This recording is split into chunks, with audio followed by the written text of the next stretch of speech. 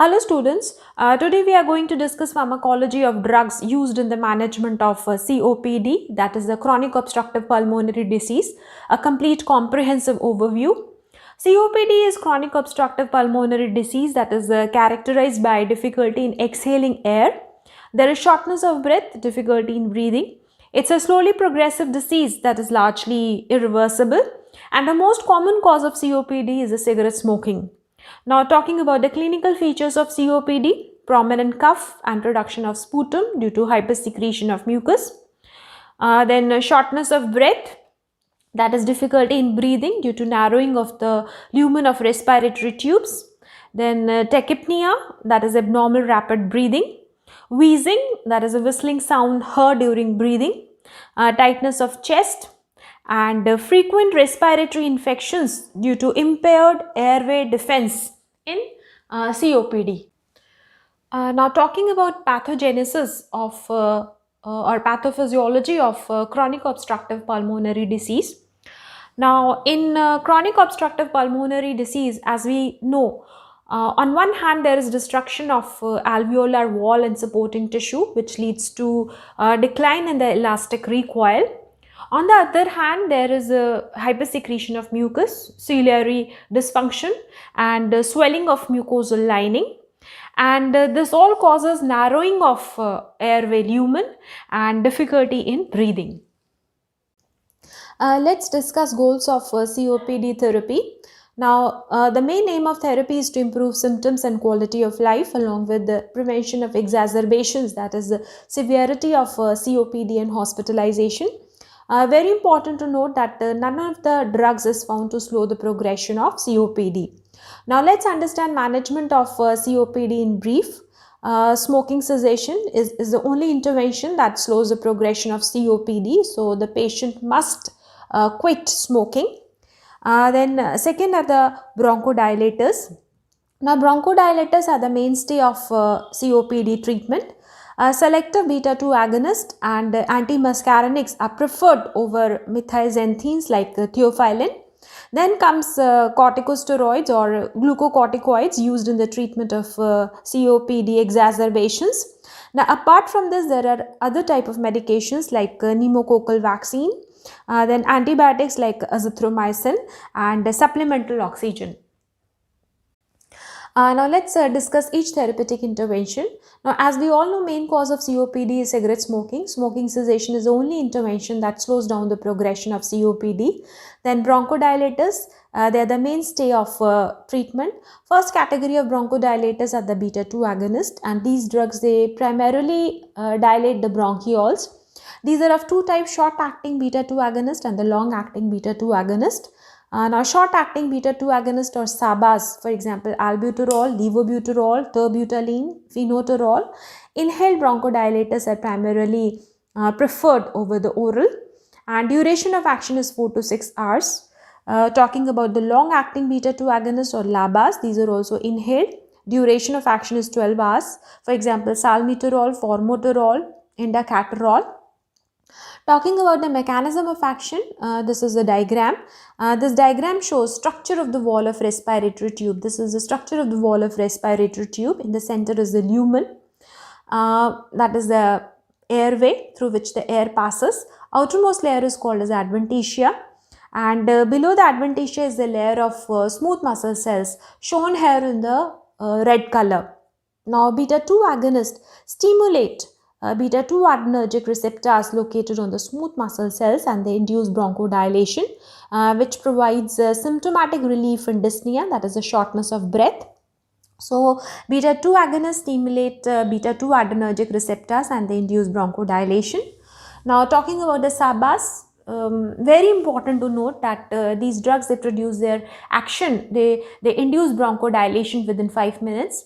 And therefore, these are the drugs that provide quick relief from shortness of breath.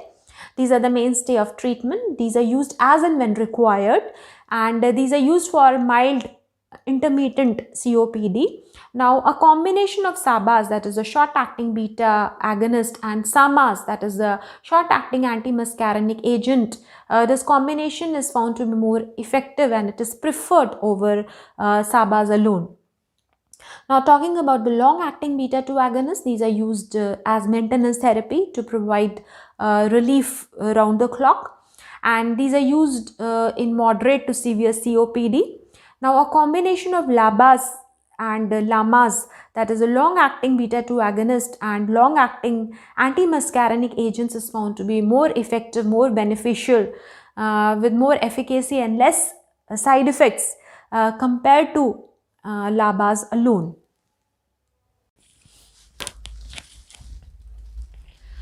Second type of bronchodilators are antimuscarinics or anticholinergics, and these drugs they primarily uh, dilate larger airways, that is the trachea and bronchi, and these are of two types: short-acting antimuscarinics and long-acting antimuscarinics. Now, short-acting antimuscarinics, that is SAMAs, for example, ipratropium, oxytropium, duration of action is 3 to 5 hours, and these drugs are primarily recommended to be inhaled. And second type of antimuscarinics are the long acting antimuscarinics or the LAMAs, and these are inhaled. Duration of action is 12 hours. For example, tiotropium, then aclidinium bromide, then drugs like glycopyrronium bromide. And talking about the mechanism of action, as explained earlier, this diagram shows the structure of the wall of respiratory tube. On the smooth muscles are located muscarinic M3 receptors, and antimuscarinics or anticholinergics are the competitive antagonist of muscarinic M3 receptors. They block muscarinic M3 receptors and prevent binding of acetylcholine to these receptors, inducing bronchodilation.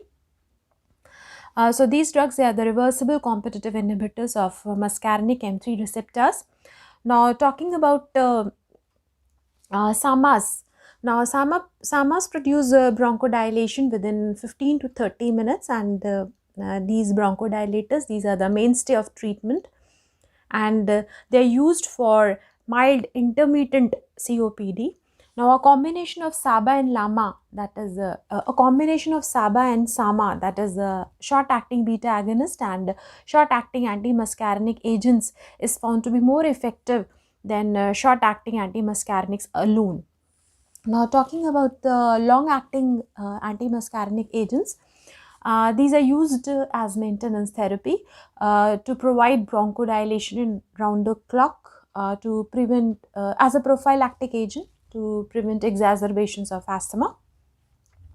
And these long-acting antimuscarinics, they are useful in moderate to severe COPD.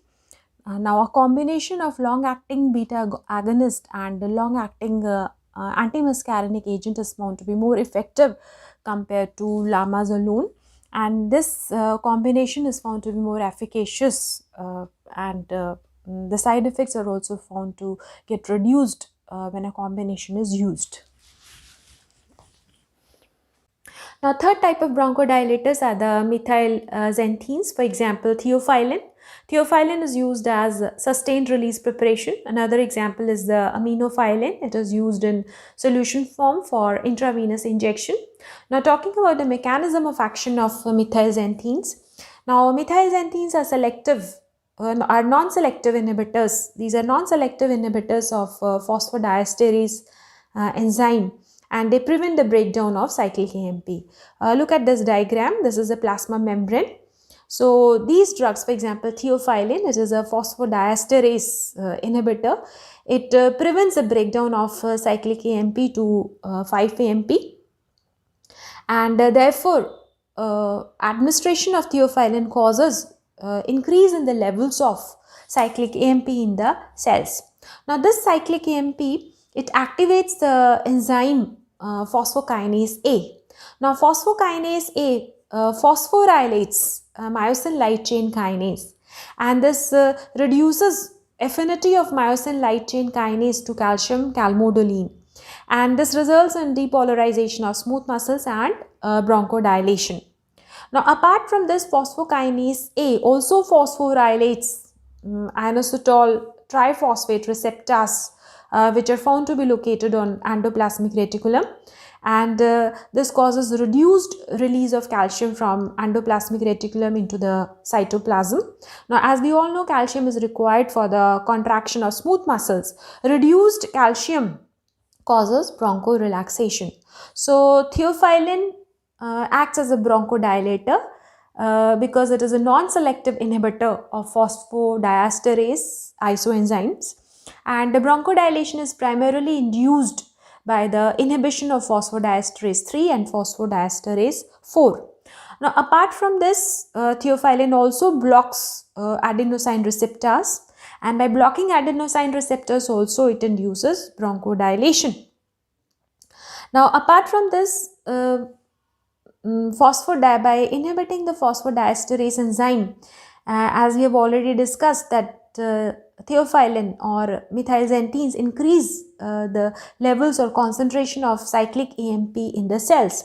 So, there is increase in the intracellular concentration of cyclic AMP in the mast cells and neutrophils, and this causes reduced release of inflammatory mediators. So, by increasing the levels of cyclic AMP in the cells like the mast cells and neutrophils, theophylline reduces release of inflammatory mediator, and therefore it also exhibits anti-inflammatory effect. However, this anti-inflammatory effect of theophylline is not very well documented. Now, a very important characteristic feature of theophylline is this, that theophylline increase the diaphragmic contractility, and therapeutically this feature of theophylline is very useful in the management of chronic obstructive pulmonary disease.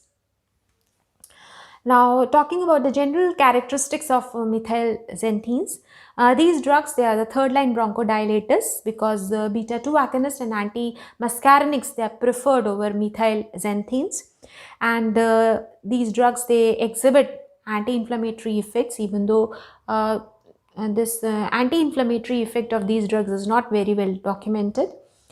Very important disadvantage of methylxanthine is their narrow margin of safety, and they also exhibit a large number of drug interactions. Now, high doses of theophylline can cause arrhythmia and seizures, and these drugs, they are recommended only for the maintenance therapy, and they are found to be useful in severe COPD. Now, next category of drugs are the glucocorticoids. These are of two types, inhaled and systemic. Now, inhaled or the inhaled corticosteroids, for example, budesonide, fluticasone, baclomethasone, and oral and intravenous glucocorticoids, that is the systemic glucocorticoids, for example, prednisone, prednisolone, methylprednisolone. Now, talking about the mechanism of action of glucocorticoids. Now, first of all, we should know that what is the main function of glucocorticoids? Glucocorticoids, they basically suppress airway inflammation. These are not the direct bronchodilators. These are the drugs that suppress inflammation of the mucosa. Now, this is a diagram of a cell. Here are present the glucocorticoid, which is shown here in the red color. Now, this glucocorticoid, it penetrates the cell membrane, it reaches the cytoplasm, and here it binds to the glucocorticoid receptor. Now, this complex of glucocorticoid and glucocorticoid receptor then translocates itself to the nucleus. Now, let's understand few important features here, few important points. Let's discuss few important points over here. Now, one activity is termed as the histone acetyl transferase activity. So, we will be talking about this activity while discussing the mechanism of action of glucocorticoids. Histone acetyl transferase activity, referred to as HAT activity. Now, histone acetyl transferase activity means addition of acetyl group to histones. Histones are protein in the nucleus, and this activity, that is histone acetyl transferase activity, it increases the synthesis of inflammatory genes responsible for the production of inflammatory mediators. So, more is the histone acetyl transferase activity, higher is the synthesis of inflammatory mediators. Now, on the other hand, there is another activity that is termed as a histone deacetylase activity, that is removal of acetyl group from the histones. And this reduces synthesis of inflammatory genes, and this reduces synthesis of inflammatory mediators. Now, glucocorticoids, they translocate themselves to the nucleus, and here the glucocorticoids, they bind to coactivators and reduce their histone acetyl transferase activity. They also bind to the co-repressors and increase their histone deacetylase activity, and this causes increase in the gene repression. Increase in the gene repression means that there is increased suppression of inflammatory genes. There is increase in the suppression of inflammatory genes, and this reduces the synthesis of inflammatory RNA, and that further reduces the synthesis of inflammatory proteins, and this results in the reduced inflammation. So, glucocorticoids suppress airway inflammation. Now, very important to to understand the use of glucocorticoids in COPD. Inhaled as well as systemic glucocorticoids are recommended for the treatment of moderate to severe exacerbations of COPD, and a combination of LABA, that is a long-acting beta 2 agonist, and inhaled corticosteroid. This combination is found to be very effective in the management of moderate to severe exacerbations. Now let's discuss other types of medications used for the management of COPD. First is the vaccines.